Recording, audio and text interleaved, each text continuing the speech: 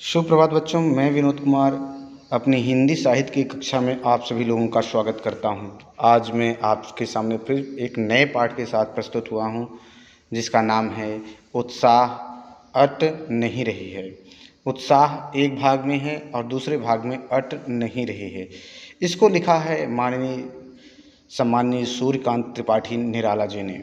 सबसे पहले हम इस पाठ का आरंभ करने से पहले हम सूर्यकांत त्रिपाठी निराला जी की जीवन परिचय के बारे में जानेंगे और इनका काव्य सौंदर्य और भाषा शैली भी जानेंगे।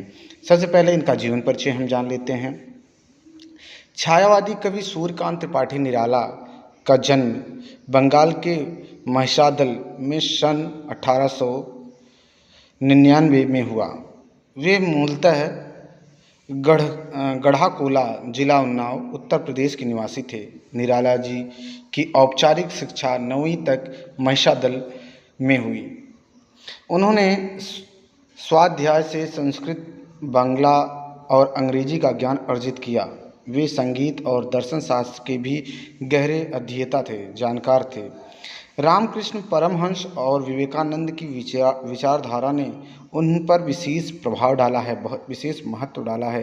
कहने का तात्पर्य इनके लेखन में आपको रामकृष्ण परमहंस और विवेकानंद की विचारधाराओं की झलक जरूर मिलती है। निराला का पारिवारिक जीवन दुखों और संघर्षों से भरा हुआ था। आत्मिक जनों के असामयिक निधन ने उन्हें भीतर तक तोड़ दिया था।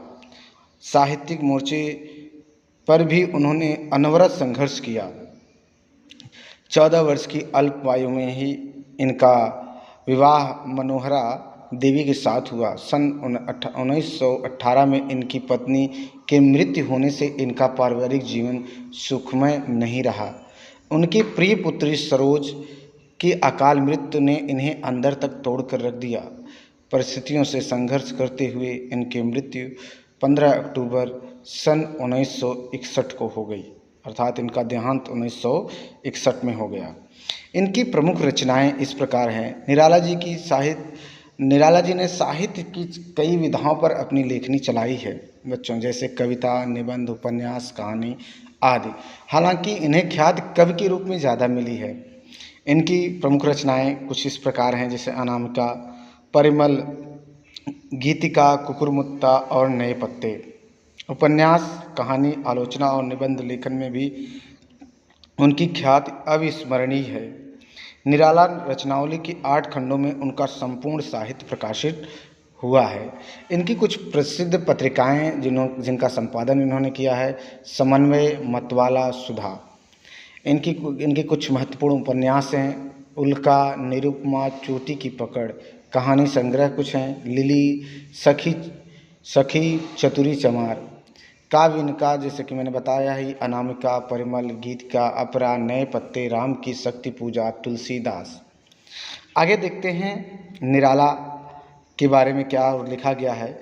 निराला का काव्य सौंदर्य देख लेते हैं। निराला विस्तृत सरोकारों के कवि हैं। दार्शनिकता, विद्रोह, क्रांति, प्रेम की तरलता और प्रकृति का विराट तथा उदात्त चित्र उनकी रचनाओं में उपस्थित है। उनके विद्रोही स्वभाव ने कविता के भाव जगत और शिल्प जगत में नए प्रयोगों को संभव किया। छायावादी रचनाकारों में उन्होंने सबसे पहले मुक्त छंद का प्रयोग किया। शोषित, उपेक्षित, पीड़ित तथा